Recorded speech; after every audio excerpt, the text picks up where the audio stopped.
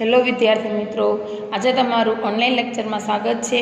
આજે આપણે વિષય ઇંગ્લિશમાં વિષયાક સેન્ટેન્સીસ આપણે કાર્ડ કરતા હતા। તો આપણે અગાઉના લેક્ચરમાં કાર્ડ કોને કહેવાય, કાર્ડ મુખ્ય ક્યાં ક્યાં છે, અને આપણે સાદા વર્તમાન કાર્ડ મુખ્ય ક્યાં ક્યાં છે, તો કે વર્તમાન કાળ, ભૂતકાળ અને ભવિષ્યકાળ। આપણે એમાં સાદા વર્તમાન કાળનો અભ્યાસ કરીએ છીએ। તો સાદા વર્તમાન કાળમાં આપણે પહેલાં જોયા છે હકાર વાક્યો જોઈ ગયા છે, પછી નકાર વાક્યો જોયા છે। બધા બુક જે કાર્ડ તમને લખાવું છું તે બુક કાઢે કે નકાર વાક્ય જોઈ ગયા છે। અને હવે આપણે જોઈશું પ્રશ્નાર્થવાચક વાક્ય। તો મેં તમને જે ગ્રામરની બુક અલગ કરવાની કીધી છે, આપણે કોઈ સબ્જેક્ટ, ધારો કે તમે છઠ્ઠા ધોરણમાં છો તો સબ્જેક્ટની બુક તમારે ગોતવાની નથી, તમને અત્યારે હું આ જે કરાવું છે તો અલગ બુકમાં જ કરવાનું છે। તો અત્યારે તમે આગળ બધું લખ્યું છે એ જ બુકમાં તમારે પ્રશ્નાર્થવાચક વાક્ય અહીં સમજાવીશ તો તમારે લખવાના થશે। તો કે પ્રશ્નાર્થવાચક વાક્ય કોને કહેવાય? તો સાદા વર્તમાન કાળમાં આપણે હકાર અને નકાર જોઈએ કે હવે પ્રશ્નાર્થ જોઈએ। તો લખો વાક્યને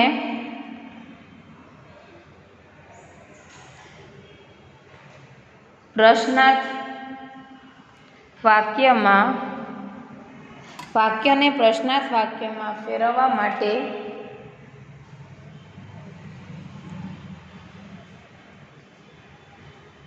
ક્રિયાપદને વાક્યની શરૂઆતમાં મુકાય છે। તો આપણે પ્રશ્નાર્થ વાક્યની વાક્ય રચના જોઈ જઈએ। હકાર નકારની તમને ખ્યાલ હશે, તો હકાર નકારની કઈ છે? તો હકાર અને નકારની વાક્ય રચના આપણે તમને ટૂંકમાં લખાવી હતી। તો કે હકારની વાક્ય રચના છે કર્તા પ્લસ ક્રિયાપદનું મૂળરૂપ પ્લસ અન્ય શબ્દ, અને ઈ સી ઈટ હોય તો ક્રિયાપદના મૂળરૂપના એસ કે ઈએસ લાગે। નકાર વાક્ય રચના કઈ છે? તો કે કર્તા plus does plus not plus ક્રિયાપદનું મૂળરૂપ પ્લસ અન્ય શબ્દ। અને આ પ્રશ્નાર્થની વાક્ય રચનામાં શું છે?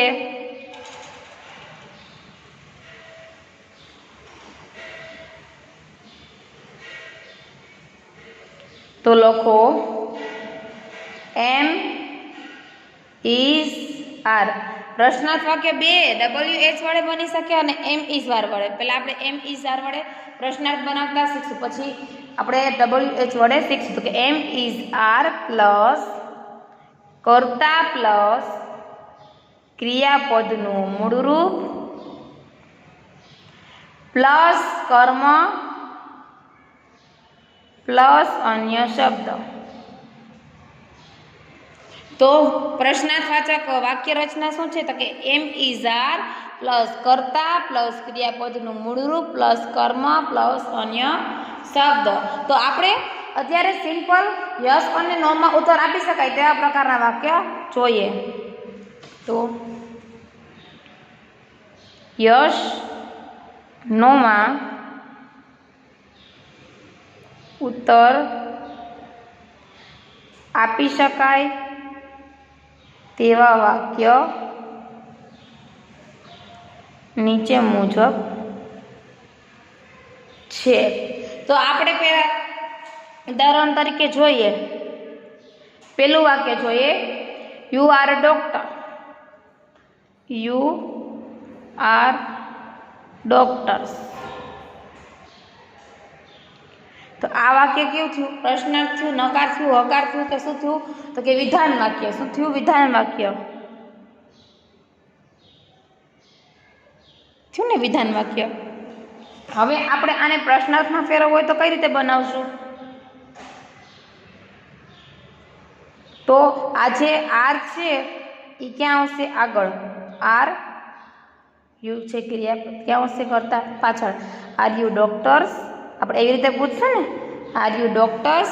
હવે આપણે એનો જવાબ આપવો હોય યસ કે નો, તો કઈ રીતે આપશું? અહીંયા આર યુ ડોક્ટર છે એ કયું આવશે? પ્રશ્નાર્થ વાક્ય, પ્રશ્ન ક્વેશ્ચનમાં આવશે।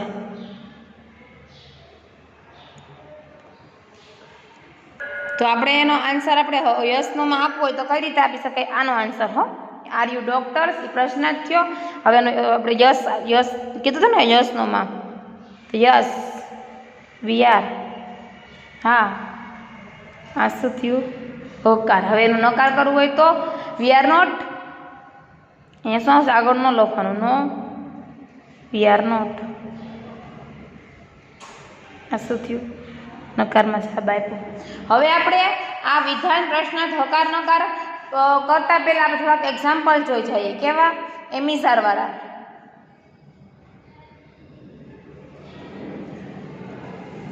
તો જોઈએ. તમે ખુશ છો? હું એટલે આપણે એમ કહીએ કે તું ખુશ છે એમ. તો આપણે કોઈને પ્રશ્નાર્થમાં પૂછે તો શું પૂછે કે આર યુ હેપી? પહેલાં આપણે યુ આર હેપી. પહેલાં આપણે એમ કહીએ કે તમે ખુશ છો. તો શું થાય? You are happy. આ સાદું વાક્ય થયું. શું કહેવાય? વિધાન વાક્ય થયું. હવે આપણે આને પ્રશ્નાર્થમાં ફેરવવું હોય તો આપણે આ જે વચ્ચે ક્રિયાપદ આર્થ છે તેને આપણે શું આગળ લઈ લઈશું? શું પૂછશું? આર અને યુ છે. Are you happy? એ રીતે પૂછશો ને. શું તમે ખુશ છો? અથવા કે તમે ખુશ છો? આમ તમે ખુશ છો? Question mark. વાક્ય કેવું ગયું? પ્રશ્નાર્થ વાક્ય બની ગયું ને. કંઈ ફેર નથી. જે કરતા છે એ આપણે પાછળ લઈ લેશું ને જે ક્રિયાપદ છે આર એને આપણે આગળ લઈ લેશું. ત્યારબાદ આપણે જોઈએ બીજું સેન્ટેન્સીસ. તમે તે પૈસાદાર છે. શું?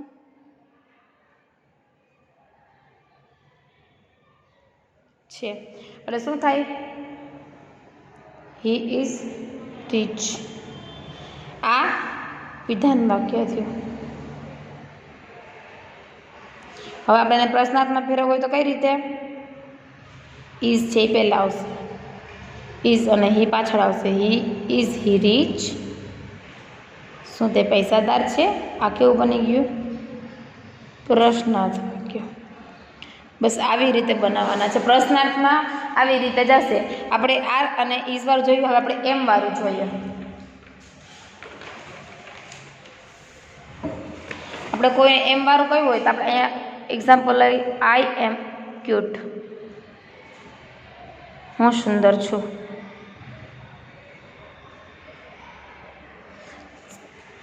આઈ એમ હું સુંદર છું. હવે પ્રશ્નાર્થ પૂછવો હોય તો શું થાય? શું સુંદર છું તો શું લખાય? આપણે આ એમ છે એ ક્યાં આવશે? પાછળ આવશે. આગળ આવશે કર્તામાં. એમ આઈ ક્યુટ. આ વિધાન વાક્ય થયું.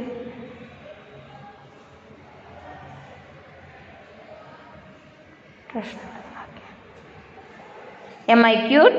અહીંયા શું આવશે? Question marks. અહીંયા ક્વેશ્ચન માર્ક્સ ના આવે તો એ પ્રશ્ન આપણે પ્રશ્નાર્થ પૂરું. કારણ કે પ્રશ્નાર્થ વાક્યમાં છેડે પ્રશ્નાર્થ ચિહ્ન આવવું જ જોઈએ. એને પ્રશ્નાર્થ ચિહ્ન આપણે શું કહેશું? Question marks. હજી આપણે એક એક્ઝામ્પલ જોઈ જઈએ.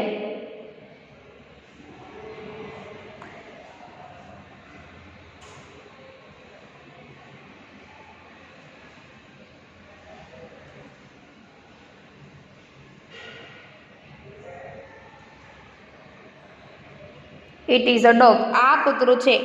It is a dog. આ વાક્ય કયું થયું?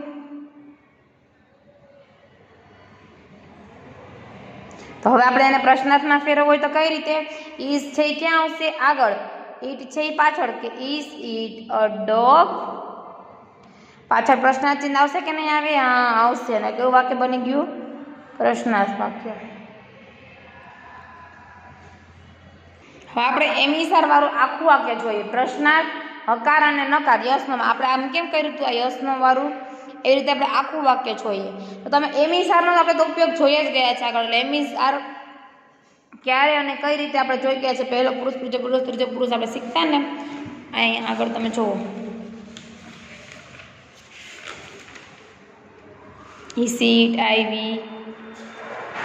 આ આઈ સાથે એમ, યુ સાથે આર.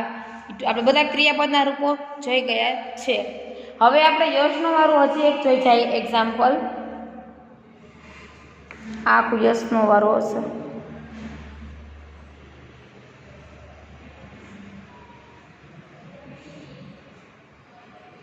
એમાંનું પહેલું Ram and Shyam are friend. Ram and Shyam are friend. તો હવે રામ અને શ્યામ છે એ બે મિત્રો છે. સાદું વાક્ય થયું. હવે આપણે એને પ્રશ્નાર્થમાં ફેરવવું હોય તો શું આવશે? રામ અને શ્યામ છે એ તો કર્તા છે, ક્રિયા વ્યક્તિ છે બે. હવે આર છે એ શું છે? આપણે આર વાળા પ્રશ્ન બનાવવાનો છે. તો આર ક્યાં આવશે? આગળ. એટલે આર છે પહેલા આપણે સ્થાન દેશું આર. હવે કોણ આવશે? રામ અને શ્યામ. તો આર રામ એન્ડ શ્યામ, પછી ફ્રેન્ડ્સ. પાછળ ક્વેશ્ચન માર્ક આવશે, પ્રશ્નાર્થ ચિહ્ન આવશે. શું આવશે? Are Ram and Shyam friends. શું રામ અને શ્યામ છે એ બંને મિત્રો છે? હવે એ પ્રશ્ન પૂછે. આપણે એનું યસ વાળું અને નો વાળું. આપણે યસ વાળું આપવું હોય તો શું આપવાનું? એનો વાળું. તો યસમાં આન્સર આપશું તો યસ. હવે રામ અને શ્યામ બે છે એટલે એમને લખે કે Ram yes Ram and Shyam friend એમ પણ લખી શકે. પણ બેને ભેગું લખવું હોય તો શું લખી શકે કે ધે, THEY. તો શું લખશો? Yes they are. બહુવચન છે એટલે શું આવશે? They are. આપણે આ બધું આગળ શીખી જ ગયા છે હો. Yes they are. હા, બંને મિત્રો છે. હવે આપણે એને નકારમાં લખવું હોય તો શું લખશું? No, they are not. શું આવશે? No, they are not. અથવા આરણ પણ લખી શકીએ. They are not. પ્રશ્નાર્થ થયું, આ નકાર થયું. એવી રીતે આપણે ઇઝ વાળું જોઈ જઈએ. આપણે આર વાળું જોયું. હવે ઇઝ વાળું તો લખો શિખા ઇઝ માય કઝિન. શિખા છે એ મારી કઝિન છે. હવે આપણે એને પહેલા પ્રશ્નાર્થમાં બનાવશું. કેમાં બનાવશું? કે પ્રશ્નાર્થમાં બનાવીએ તો ઇઝ છે એ પછી છે બીજું કોઈ ક્રિયાપદ છે તો આપણે એ પહેલાં લખશું. પ્રશ્નાર્થમાં ઇઝથી વાક્ય બનાવતું કે ઇઝ પછી કોણ છે? તો કે Shikha. Is Shikha my cousin. Shikha મારી મિત્ર. કઝિન એટલે પિતરાઈ ભાઈ બહેન. શિખા મારી ભાઈ બહેન પિતરાઈ છે. મારી આપણે મામા કે ફઈની છોકરી હોય તે એને આપણે કઝિન કહેશું. તો is Shikha is my cousin. Is Shikha my cousin. તો શું આવશે? Question marks. પ્રશ્નાર્થ બન્યું. ત્યારબાદ એને આપણે યસનોમાં ઉત્તર આપશું, હકાર અને નકારમાં. તો યસમાં આપશું તો શું કહેશું? યસ. હવે શિખા છે એ શું છે? એ છોકરી છે એટલે શું આવશે? ઈ સીટમાંથી તો કે સી. Yes she is. ત્યારબાદ આપણે નકારમાં કરશું તો નો. આગળ નો આવશે, પાછળ સી ઇઝ નોટ. ના, તે નહીં. આપણે આ ઇઝ વાળું બનાવી ગયા. હવે આપણે બનાવશું એમ વાળું. તો લખો આઈ એમ અ ક્લેવર સ્ટુડન્ટ.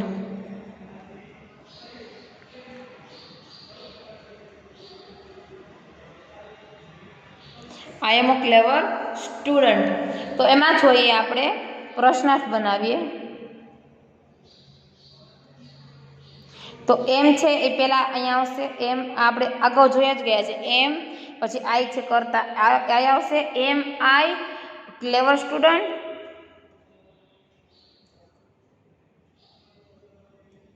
પાછળ શું આવશે? પ્રશ્નાર્થ છે. સમજાય છે? હવે આપણે તેને યસનામાં કઈ રીતે આપશું? હકાર નકારમાં. તો આગળ શું આવશે? યસ. હવે આઈ સાથે શું આવશે? આઈ એમ આઈ ક્લેવર સ્ટુડન્ટ. હું હોશિયાર છોકરો છું એમ. તો આપણે એને શું કહેશું? Yes I am a clever student. શું કહેશું? યસ આઈ એમ. બસ આપણે એટલું કહેશું એટલે આખું આવી જ જશે કે યસ આઈ એમ. હવે આપણે એને નકારમાં કહેશું તો નો. એમ આઈ નોટ. I am not. ના, હું નહીં. તો આવી રીતે આપણે એમ, ઇઝ અને આર વાળા જોઈ ગયા છે. તેમ છતાં પણ આપણે થોડાક હજુ વધુ એક્ઝામ્પલ ભાષાંતર સહિત જોઈએ એટલે તમને સમજવામાં સરળતા રહી. તો જોઈએ આપણે કેટલામાં એક્ઝામ્પલ પૂછ્યા? 3 પૂછ્યા છે. 4 નંબરમાં ધ બોયઝ આર પ્લેઇંગ. છોકરાઓ રમી રહ્યા છે. શું થાય આનું? છોકરાઓ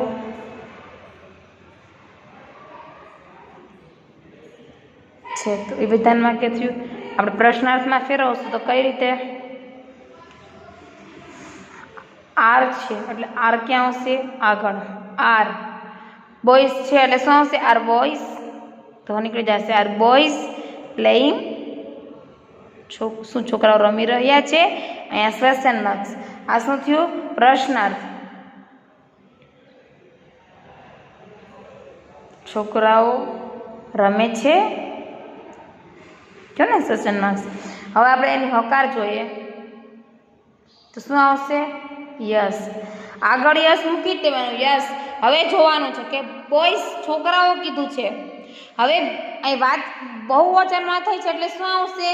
આગળ તમને મેં કીધું હતું કે રામ અને શ્યામ હતા એટલે આપણે ત્યાં ધ્યેય મૂક્યું હતું. અહીં બહુવચનમાં છોકરાઓ છે એટલે શું આવશે? ધ્યેય. તો કે યસ ધે આર. ધે સાથે આર આવે તો ખ્યાલ છે ને તમને? આ હકાર થાય. હવે આપણે એની નકાર જોઈએ. અહીંયા નકારમાં શું આવશે? નો. They are not. અથવા તો આનંદ પણ લખી શકીએ. They are not. ત્યારબાદ આપણે એક્ઝામ્પલ જોઈએ 5 નંબરમાં.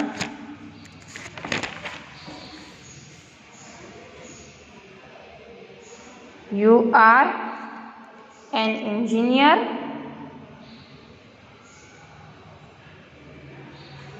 You are an engineer. શું થાય કે તે એન્જિનિયર. તો લખો